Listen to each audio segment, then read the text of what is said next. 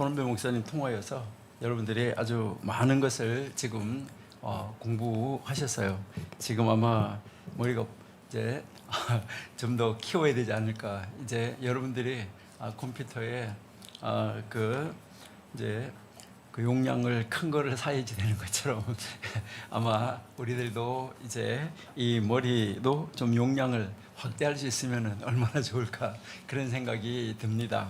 예, 오늘도 우리 교수님 통화에서 아주 구약과 신약을 연결하시면서 많은 우리 말씀 이제 배울 수 있어서 정말 감사합니다. 네, 오늘 우리 야곱의 이야기가 나오는데요.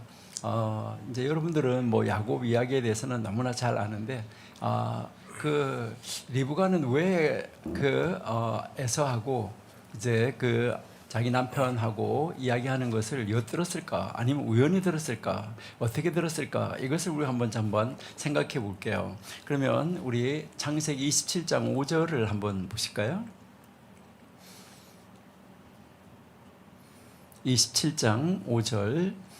이삭이 그 아들 에서에게 말할 때 리브가가 들었더니 했는데, 여기서 이 들었더니라는 말이 영어 성경으로 보면 글쎄요 뭐라고 썼는지 모르겠는데, 하여튼 이 들었더니라는 말이 원래 히브리어로는 분사로 되어 있습니다. 그러니까 이 분사형으로 되어 있는데, 만약 이게 영어처럼 뭐 현재 진행형, 과거 진행형, 미래 진행형이라고 그러면 그 앞에 비동사가 들어가야 되는데 그것이 없습니다. 그냥 분사형으로 되어 있는데 이것은 지속적인 것을 이야기를 합니다. 그러니까 지금 이제 이 리브가는 불안한 것입니다. 이제 야곱이 장자의 복을 받아야지 되는데, 혹시 자기 남편이 이 에서에게 이 장자의 복을 주면은 어떡하나, 이렇게 이게 굉장히 이 리브가로서는 굉장히 염려스러운 그런 일이었기 때문에 끊임없이 이제 그 아버지와 맏아들이 이렇게 만날 때, 여러분 에서가 장자의 명분을 원했어야지 될까? 여러분이 장자라고 하면, 장자면 그냥 저절로 장자인 것이지, 장자를 내가 가져야지 되겠다라고, 장자권을 내가 가져야 되겠다, 지켜야 되겠다라고 꼭 이렇게 해야지 되는 걸까? 그것도 여러분이 한번 생각해 보시면 좋겠고요.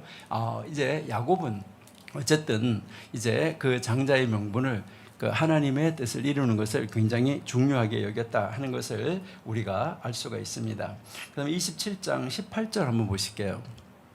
18절 내려가서 보시면은 야곱이 아버지에게 나아가서 내 아버지여 하고 부른데, 가로되 내가 여기 있노라, 내 아들아 내가 누구냐. 여기서부터 이제 내가 이제 불렀는데 너가 누구냐 하는데, 쌍둥이면 목소리도 똑같지 않았을까? 이것도 우리가 한번 생각해 볼 수 있는데요. 물론 모습이 완전히 달랐던 것처럼 목소리도 완전히 다를 수도 있었겠죠. 여기에서 지금 원래 이제 그 유대인들 같은 경우에는 무엇을 이야기하냐면은, 이제 이 야곱이 말하는 그 어투와 그래 에서가 말하는 어투가 다르다는 것입니다. 그러니까 사용하는 용어가 다르다는 거예요. 그 사용하는 용어를 볼 때 이것은 에서가 사용하는 이제 그 어투고, 이것은 야곱이 사용하는 어투인데, 그래서 끊임없이 의심을 합니다. 끊임없이 의심을 하는데, 또 여기서 이 야곱은 될 수 있으면 거짓말을 안 하려고 합니다. 될 수 있으면 거짓말을 안 하려고 하는데, 여러분들이 이렇게 히브리어 읽어보면요, 나요? 이렇게 이야기를 해요. 나요? 라고 말한 다음에 에서는 당신의 장자입니다, 이렇게 해석할 수도 있어요. 나는 당신의 장자 에서입니다, 이렇게 해석할 수도 있는데, 너 누구냐 할 때 저요? 에서는요 당신의 장자예요, 이렇게 해석을 할 수도 있다는 것이죠, 잘라서. 그래서 이제 유대인들 같은 경우에는 야곱을 절대 나쁜 사람으로 비하시키지 않습니다. 야곱이 뭐 거짓말을 했다, 뭐 했다, 이렇게 절대 비하시키지 않아요. 우리 한국 사람들 중에서는 제가 야곱이라는 이름을 가진 사람 잘 못 봤어요. 야곱이라는 이름 다 뭐 성경에 나오는 좋은 이름들 많이 가지고 있는데, 야곱이라는 이름을 가진 사람 못 봤는데, 유대인들 중에는 야곱이라는 이름을 가진 사람들, 유명한 사람이 참 많습니다. 근데 이 야곱을 굉장히 이제 좋게 보는 것이죠. 적극적인 사람이고, 그리고 쟁취하는 사람이고, 무엇인가를 해낼 수 있는 사람, 이런 사람으로 보는 것입니다.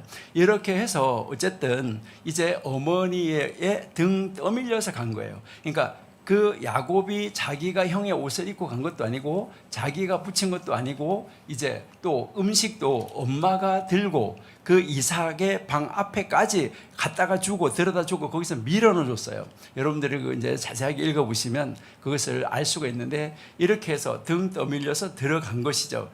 그러나 그때 받은 복은 진짜로 장자의 복입니다. 그때 받은 복은 진짜로 장자의 복이고, 자 28장 1절 한번 보실게요. 28장 1절.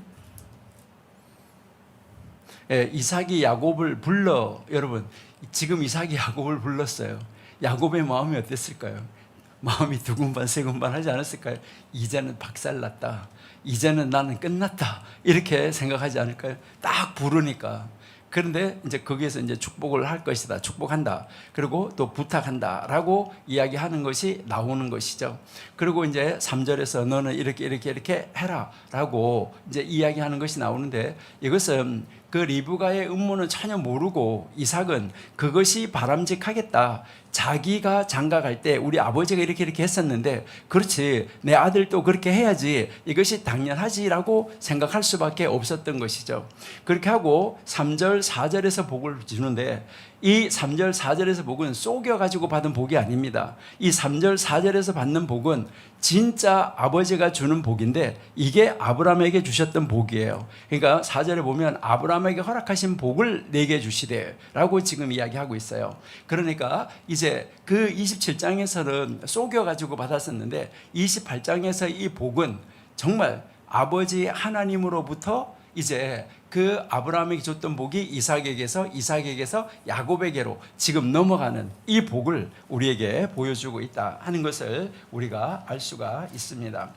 그리고 이제 그 야곱이 이제 29장 21절에 가보시면은 이제 결혼을 하게 되는데, 결혼을 그 이하에서 결혼하는데, 결혼을 했을 때 어떻게 합니까? 이제 아주 우리 정광 목사님 리얼하게 표시를 하시는데, 어쨌든 이제 유대인들의 결혼 풍속을 알아야 그것도 좀 이해하기가 쉬운데, 유대인들은 오후 4시에 결혼식을 시작하죠. 자, 그러니까 이제 이렇게 바꿔치기 하는 것은 문제가 아니었던 것인데, 그래서 그 바꿔치기에서 들어갔는데 아침에 일어나서 보니까 자기 품에 있는 여인이 이제 형이 동생인 척하고 와 있는 거예요. 여기에서 하나님은 야곱에게 가르치는 거예요. 그러니까 실물 교육을 통해서 가르치는데, 이제 체험학교의 학습을 통해서 하나님 가르치는데, 너가 동생이 형인 척 했는데 봐라, 형이 동생인 척하고 너 앞에 누워있다. 이때 이제 그가 그것을 하나님 앞에서 깨달은 것이죠. 그렇게 하고 나가가지고 자기 그 외삼촌한테 이야기는 하고 있습니다. 이렇게 이 야곱이 파란만장한 생애를 거쳐서 오늘 우리 정관 목사님 설교도 그러시고 또 우리 손은배 목사님의 그 아주 자세한 설명을 통하여서도 우리가 알았던 것처럼 이제 부엘세바에서 여러분들이 아신 대로 베델에서 하란, 다시 하란에서 베델로 오는 이 과정을 우리가 정확하게 볼 수가 있습니다. 야곱이 부엘세바를 떠나서 하란으로 가는 도중에 베델에서 머물게 되는데, 이 베델에서 머물게 됐을 때도 땅 끝에 맞닥뜨렸다라고 사용이 되고 있어요. 단어는요. 그러니까 하나님이 그 자리에서 막아섰던 것을 우리에게 보여주는 것이고요. 이 사건은 후대의 야곱의 후손들에게 큰 감동과 교훈으로 남아서 끊임없이 계속해서 가르쳐주는 것을 볼 수 있어요. 호세아 1장 12절 한번 보실게요. 호세아 1장 12절. 호세아 1장 12절. 호세아 1장 12절입니다.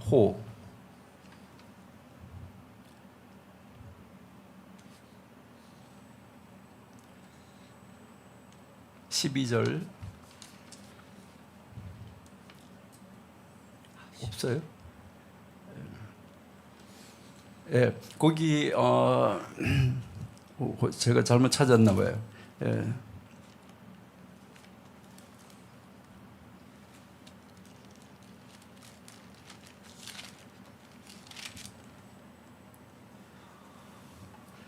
네, 그것은 이제 제가 잘못 찾았는데 다음 주에 제가 다시 한번 알려드리도록 하겠습니다. 일단 요한복음 1장 11절을 한번 볼게요. 요한복음 1장 51절.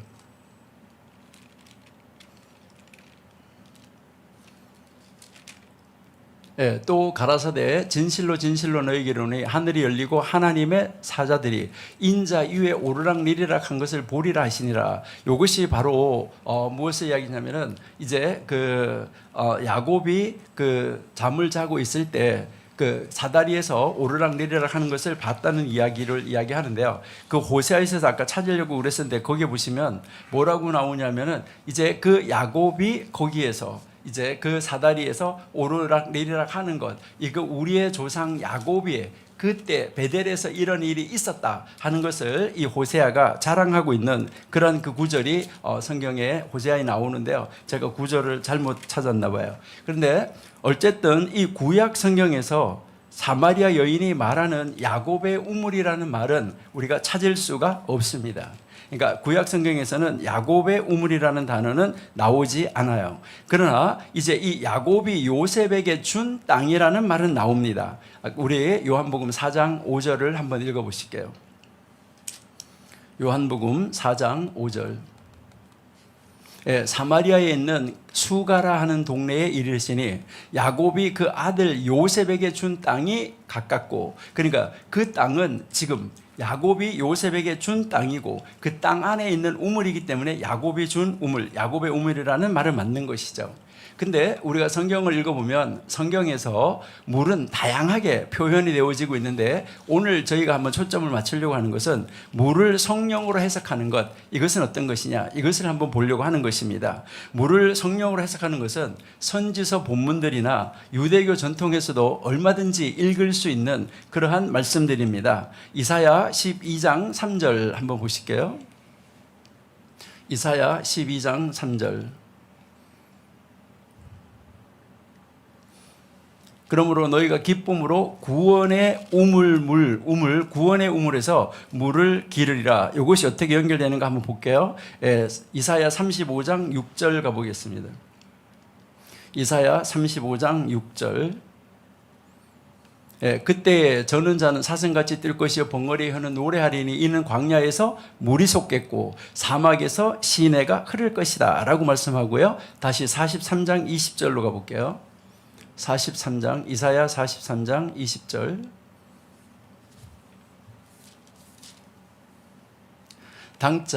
장차 들짐승 곧 시랑과 타조도 나를 존경할 것은 내가 광야에서 물들을 사막에 강들을 내어서 내 백성 나의 택한 자로 마시게 할 것이다 라고 이야기하죠. 자, 44장 3절도 한번 보겠습니다. 한 번에 다 읽고 그냥 가도록 하겠습니다. 44장 3절. 대저 가라한 자에게 물을 주며 마른 땅에 시내가 흐르게 하며 나의 신을 내 자손에게 나의 복을 내 후손에게, 여기서 물을 신으로 영으로 지금 해석해 가고 있는 것입니다. 55장 1절 보실게요. 55장 1절.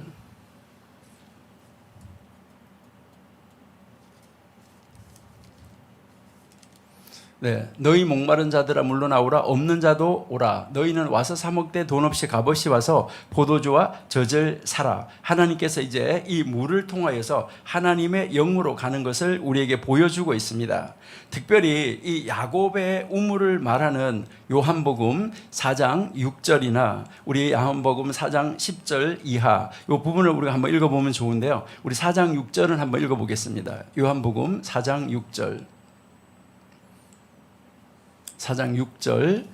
거기에 또 야곱의 우물이 있더라. 예수께서 행로에 권하여 우물 곁에 그대로 앉으시니 때가 6시쯤 되었더라. 여기에 이제 이 야곱의 우물이 나옵니다. 야곱의 우물이 나오고요. 그 다음 이제 12절을 한번 보실게요. 내려가서요. 12절. 우리 조상 야곱이 이 우물을 우리에게 주었다. 이것은 야곱이 준 것은 맞죠? 우리에게 주었는데 또 여기서 자기와 자기 아들들과 짐승이 다 먹었으니 당신이 야곱보다 더 크니까 이렇게 이야기를 하는데, 원래 여기에 이 12절을 시작하는 성경에서 헬라 성경으로 보시면 시작하는 단어가 부정어로 시작하고 있습니다. 그러니까요, 이 사마리아 여인은 지금 부정적인 대답을 기대하고 있는 것입니다. 당신이 야곱보다 더 클 리가 없다, 이것을 전제하고 들어가고 있습니다. 그러나 인간의 이 예상은 보기 좋게 빗나갑니다. 예수님은 그보다가 더 크셨고요. 하나님이 우리를 보실 때 어떤 심정이실까? 아마도 안타까우실 것입니다. 전능한 하나님이 우리를 돕기 위해서 지금 예수님이 사마리아 여인을 돕기 위해서 곁에 서 계십니다. 그리고 우리에게 기도하라고 구하라고 찾으라고 하고 계시는데 순종하려고 들리지 않는다는 것이죠. 그럴 때 하나님은 얼마나 답답하실까 하는데 여기에 이 야곱이 남겨준 우물을 통해서 사람들과 육축들이 다 덕을 입었다는 것입니다.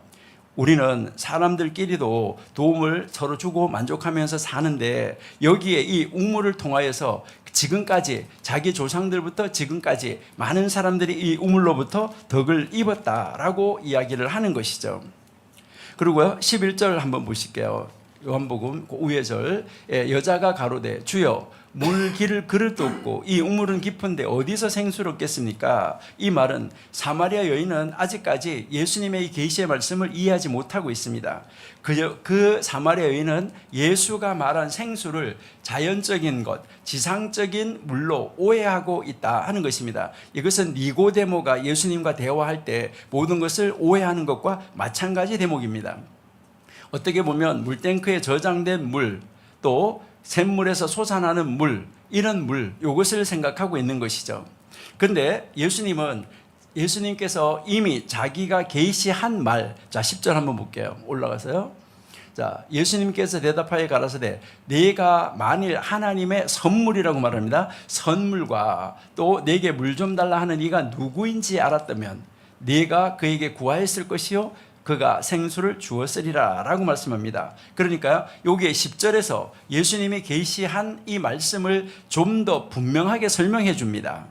예수님이 주고자 하는 이 선물은 곧 생수에 대해서 설명하는 계시의 말씀이다라는 것을 가르쳐 주는 것이죠. 그래서 이 생수는 갈증을 영원히 해소시킬 수 있고 사람 안에서의 하나의 샘이 되는 것입니다. 그러니까 마르지 않는 샘이 되어서 이 샘물은 영원한 생명으로 솟아나온다라는 것을 지금 가르쳐 주고 있는 것이죠.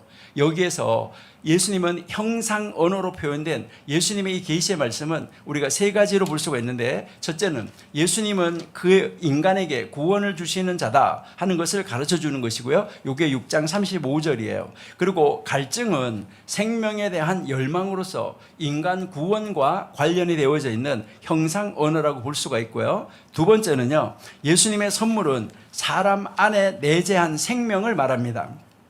사람 안에 있는 내재한 생명, 그리고요 사람 안에 내재해 있는 말씀을 말하고요. 그리고요 이 선물은 바로 사람 안에 내재해 있는 진리의 영을 말합니다. 우리 지금 성령님에 관한 것이기 때문에 영에 대한 것만 한번 보시겠어요? 요한복음 14장 17절입니다. 요한복음 14장 17절. 저는 진리의 영이라 세상은 능히 저를 받지 못하나니 이는 저를 보지도 못하고 알지도 못함이라. 그러나 너희는 저를 아나니 저는 너희와 함께 거하시며 너희 속에 거하신다. 그러니까 내재하는 바로 진리의 영을 물을 이제 비교해서 이야기하고 있습니다. 세 번째로는 하나님 안에 내재한 샘, 이 샘이라는 것인데, 이 샘이라는 것은 지속적으로 영원히 활력소의 역할을 하는 것을 이야기합니다. 그래서 물이 솟아나온다 이 말은 사람 안에 내재한 신적인 생명력에 대한 초자연적인 생명력, 다시 말해서 신선함이 감도는 결코 감소되지 않는 이제 이 어떤 생명력, 이것을 말하는데 구약에서는 이 생명력을 성령이라고 말하고 있습니다. 그리고 여기서 제가 좀 전에 말씀드린 대로 영원한 생명이라는 이 말은 여기서 문맥상 요한복음 4장 14절 니고데모 사건에서 나오는 것처럼 영원이라는 말입니다. 다시 말해서 예수가 준 선물은 영원히 머무는, 마르지 아니하는, 끝이 없는 영원히 머무는 생명의 활력소다. 이 생명의 활력소, 하나님의 영의 능력이다. 이것을 이야기를 하는 것이죠. 15절에도 보시면은 사마리아 여인은 아직도 이 예수님의 계시의 말씀을 깨닫지 못한 상태에서 지금 머뭇하고 있는 것을 우리가 볼 수 있습니다. 예수님의 이 계시의 말씀을 오해한 나머지 이제 어떻게 생각하면 이 사마리아 여인은 마치 예수가 마술적인 물을 가지고 있는 것처럼 그 물을 달라고 요청하기도 합니다. 그러나 이제 거기에 대한 답을 우리는 어디에서 찾을 수 있냐면 요한복음 7장 37절 38절에서 찾을 수 있는데요. 아까 우리 손원배 목사님 읽으셨기 때문에 그냥 넘어가는데요. 거기에 보시면 초막절 마지막 날, 그날에 예수님에 대한 논쟁이 벌어지고 있었던 것을 우리가 그 이하를 읽어보면 알 수 있습니다. 예수님은 생수의 원천으로 자기 자신을 계시하고 믿음을 촉구한 이 예수님을 두고 군중들은 긍정적인 반응과 부정적인 반응을 보이면서 자기들끼리 서로 분열이 되어서 싸우는 과정이 바로 요한복음 7장 40절에서 44절의 내용입니다. 그리고 이 예수님을 잡기 위해서 파견된 하인들이 있었어요. 요거는 32절에 나오는데 이 하인들도 예수님으로부터 깊은 감화를 받은 것으로 여기서 설명합니다. 이게 45절 46절이에요. 여기에 대해서 바리새인들의 비난, 그 다음에 의회 의원들도 서로 다른 견해를 가지고 있었던 것으로 50절 52절에 나와요. 그러니까 예수님에 대해서 긍정과 부정으로 나눠져서 엄청난 논쟁이 있어지는 것이죠. 이처럼 이제 이들은 불신의 배경에서 모든 것을 시작하고 있습니다. 예수님에 대한 믿음이 하나의 이 주제로 드라마틱하게 서술 묘사되어져서 이것을 가지고 불신하는 자와 믿는 자 사이에서 이 논쟁이 있다는 것이죠. 초막절 축제 7번째 되는 날을 여기서 가리킨다라고 7장 2절에서 말을 했는데요. 이 7번째 날 마지막 날 아침에 제사장들은 실로암 못에 가서 물을 길어다가 군중들이 다 환호하는 가운데 제단에다 이 7번 물을 붓는 예식이 초막절에 행해집니다. 이러한 이 예식이 장엄하고 화려했기 때문에 이 복음서 기자는 그 날을 명절 큰 날이라고 설명을 하고 있습니다. 이 예식은 모세 시대에 광야에서 물을 솟아나게 한 바위를 기억하게 하고 또 메시아 시대에 신선한 생수를 솟아나게 하는 성전의 샘물, 구원의 샘물, 이것을 바라보도록 동경하도록 하는 것입니다. 이것이 스가랴 13장 1절, 14장 8절, 예레미야 47장, 그다음에 이사야 12장, 여기에서 다 이제 이 물에 대해서 설명을 하고 있습니다. 또한 이 예수님의 자기의 계시의 말씀이 바로 이 관례와 연결되어져 있다는 것을 우리가 알 수 있습니다. 예수님은 자기 자신을 생수의 원천으로 계시하고 그렇기 때문에 와서 마시도록 초대까지 해주는 것입니다. 이 초대는 구원으로의 부르심이고 동시에 구원의 약속입니다. 예수님의 이 비유적인 말과 흡사한 이 표현이 지혜문학에서도 많이 나오고 있습니다. 잠언 9장 5절 6절이나 외경에도 이런 말이 많이 나오고 있습니다.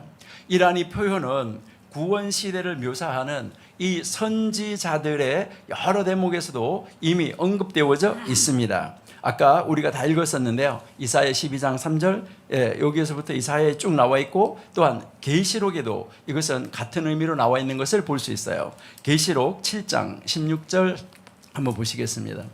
계시록 7장 16절.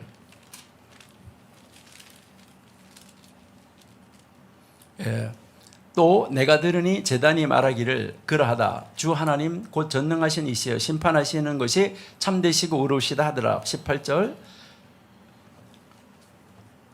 7장 계시록 7장입니다. 계시록 7장.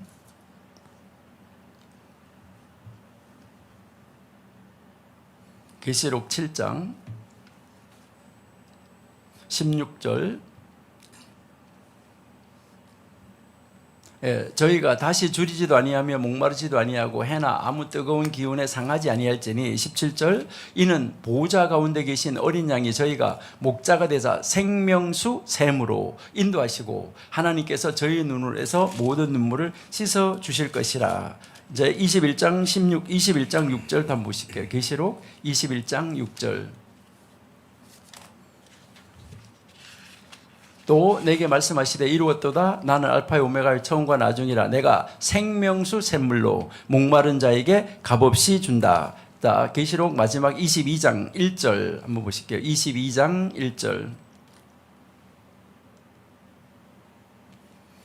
또 저가 수정같이 맑은 생명수의 강을 내게 보이니 하나님과 및 어린 양의 보호자로부터 나온다. 17절 내려가 볼게요. 쭉 내려와 17절. 성령과 신부가 말씀하시기를 오라 하신도다. 듣는 자도 오라 할 것이요 목마른 자도 올 것이요 원하는 자는 값없이 생명수를 받으라 하시더라라고 말씀을 하고 있습니다. 그래서 이 요한복음 7장 37절에서 말씀하는 이 물이 바로 이 성령님의 물, 바로 이 생수는 성령님을 가리킨다. 그래서 또 요한복음 7장 38절에서 나를 믿는 자라고 하는데 여기서 믿는 자가 강조되어지는데 믿는 자는 바로 생수의 원천인 예수님으로부터 흐르는 이 물, 바로 예수님으로부터 나오는 성령님을 마시게 될 것이다 라고 이야기를 하는 것이죠. 그래서 38절 하반절에 보시면 배에서 생수의 강이 흘러나오리라 라는 말씀은 구약 성경에 어떤 성경 구절을 인용한 것일까? 이것이 정확하진 않지만 아까 우리가 처음에 시작할 때 제가 쭉 읽어드렸던 그 신제 선지서 말씀, 여기에서 우리에게 자세하게 보여주고 있습니다. 여기에서 이 생수의 강은 믿는 자들이 받을 성령님을 가르친다라고 분명하게 우리에게 가르쳐주고 있죠. 아까 읽었지만 다시 한번 읽어볼게요. 요한복음 7장 39절입니다.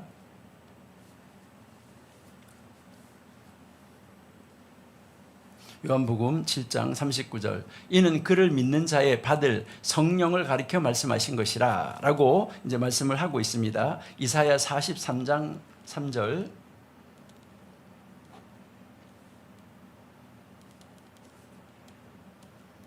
이사야 43장 3절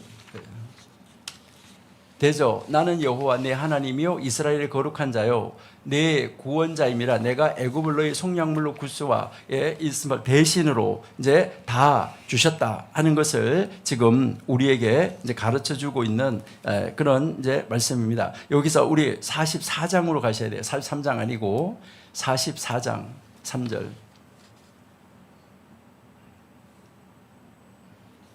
네, 대저 내가 가라한 자에게 물을 주며 마른 땅에 시내가 흐르게 하며 나의 신을 네 자손에게 말씀을 하고 있는 것이죠. 고린도전서 12장 3절 한번 보실게요.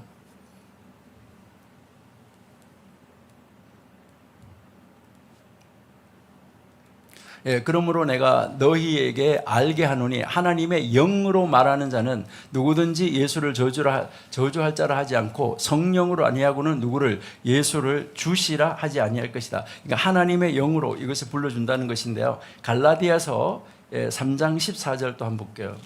갈라디아서 3장 14절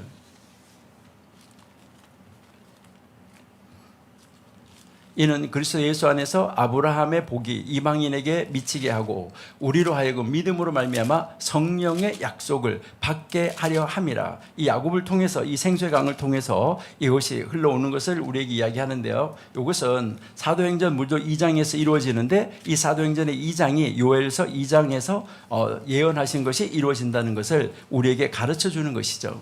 그리고 그의 배에서라고 이야기하는데 요한복음 3장 4절이나 마가복음 7장 19절이나 고린도전서 6장 13절 로마서 16장 18절이나 빌립보서 3장 19절을 여러분 한번 찾아가지고 보시면 그의 배에서 이것은 무엇을 이야기할까? 예수님 자신이 생수의 원천으로 언급되는 것입니다. 그래서 이 구절의 내용은 생명의 피와 구원의 물이 흐르는 예수님의 십자가상의 죽음과 또 부활한 그리스도로부터 제자들이 받는 성령님, 여기에 대해서 언급을 한 것입니다. 이런 맥락에서 우리가 이해를 해야 되는데요. 이런 맥락에서 볼 때 이 생수의 강, 우리는 어떻게 봐야 될까? 생수의 강은 나는 작고 강은 크다, 이것을 말하는 것입니다. 나는 작고 하나님은 크다. 나는 작고 바로 이 생수의 강, 이 강은 크게 흐른다. 내 속에 이 생수의 강이 터지게 되면 나는 거기에 함몰되고 만다. 그러니까 거기에 함몰돼서 거기서 수영을 하게 된다는 것이죠. 그 물속에 잠기게 된다는 것입니다. 여러분, 여기에서 이 생수의 강은 작은 웅덩이가 아니에요. 내 존재 전체가 잠기는 큰 물을 이야기하는 거예요. 우리는 대개 예수님이 여기서 우리의 갈증을 해결하는 물에 대해서 말씀하신 것이라고 해석하는 경우가 있는데 이것은 물론 그렇게 해도 되지만 더 확대해야 된다는 것입니다. 그리고 이 물을 왜 강이라고 했을까? 생명수, 생수 끝나면 되는데 생수의 강이라고 했을까? 이것은 그 물을 강이라고 표현한 것은 물이 없어지지 않고 항상 흐를 것이다. 이것을 의미한다고 하는데 그거하고는 조금 다를 수도 있다. 물론 그렇게 해석할 수 있는데 다르게 볼 수도 있다는 것입니다. 예수님이 의도하셨던 것이 그런 것이라면 강물이 아니라 저 산골에 있는 깨끗한 물, 맑은 샘물이라고 표현하시는 것이 오히려 더 좋지 않았을까? 여기에서 강물은 샘물보다 탁하기는 합니다. 작은 샘물이나 시냇물이 아니라 강물을 말씀하신 것은 크다는 것을 이야기하는 것입니다. 여러분, 성령이 임하시면, 성령님이 임하시면 나는 성령의 역사에 나의 나의 온전한 그 나의 전체, 나의 전부를 온전하게, 나의 온 존재를 온전히 하나님 앞에 맡겨야지만 됩니다. 강물에 내 몸을 던지는 것처럼 성령의 역사 안에 나의 인생, 계획, 목표 모든 것을 던지고 맡겨야 된다는 것이죠. 바로 야곱은 그 베델에서 이것을 던졌는데 이것이 이제 후대에 와서 생수의 강으로 요한복음에서 그들에게 모두가 다 그 강물 속에서 이제 모든 것을 누리게 되었다는 것을 우리에게 이야기하는 것입니다. 이것이 성령을 강물로 표현한 예수님의 의도가 아니었을까? 여러분, 야곱의 강이 성령의 강이 흘러야 확대되는 역사가 나타납니다. 우리에게 야곱의 강이 흘러야 된다는 것이죠. 바로 이 성령의 강이 흘러야 우리에게 확대되는 역사가 나타날 수가 있습니다. 생수의 강이 터지면 하나의 야곱에서 열둘이, 또 열둘에서 70이 70에서 60만으로 이것이 확장되어지는 역사가 나타납니다. 여기에서 야곱이 받은 큰 복은 바로 무엇입니까? 아브라함에게 8명의 아들 중에서 한 사람 선택됐습니다. 이삭의 2아들 중에 하나가 선택됐습니다. 그러나 야곱의 12아들 중에는 버림을 받은 아들이 하나도 없습니다. 100% 다 하나님의 복으로 임하게 된다는 것입니다. 모두가 다 하나님의 복속으로 들어가게 되는 놀라운 역사를 받게 되는 것이고 그들을 통하여서 놀라운 역사가 일어나는 것이죠. 그래서 신약에서도 성령님이 임하면 12제자가 70명으로 500명으로 전 세계로 확장되는 역사가 나타날 수가 있는 것입니다. 하나님이 아브라함에게 하신 이 약속이 성취가 되어지는 것이죠. 우리 에스겔 47장 5절 한번 읽어볼게요.